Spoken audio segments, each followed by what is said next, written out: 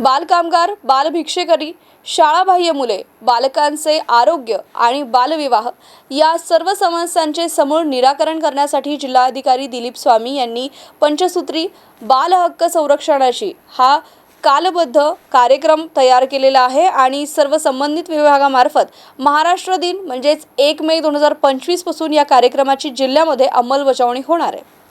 बालकामगार, बालभिक्षेकरी, शाळाबाह्य मुले, बालकांचे आरोग्य आणि बालविवाह यासारख्या समस्यांचे निराकरण करण्यासाठी कामगार विभाग, महिला बालकल्याण विभाग, शिक्षण विभाग, आरोग्य विभाग, पोलीस अशा विभागांनी संयुक्तपणे हा उपक्रम राबवायचा आहे। दिनांक 1 मे 2025 पासून हे अभियान सुरू होईल। यामध्ये बालकामगार आढळण्याची शक्यता असलेली ठिकाणे शोधून धाडसत्र राबवून बालकामगारांची सुटका करून त्यांना शिक्षणाच्या प्रवाहात आणणे। या उपक्रमात कामगार विभाग, जिल्हा कृती दल सदस्य, विशेष बाल पोलीस पथक, बाल कल्याण पोलीस अधिकारी, चाइल्ड हेल्पलाइनचे अधिकारी, जिल्हा बाल संरक्षण कक्षाचे कर्मचारी ही कारवाई करणार आहेत।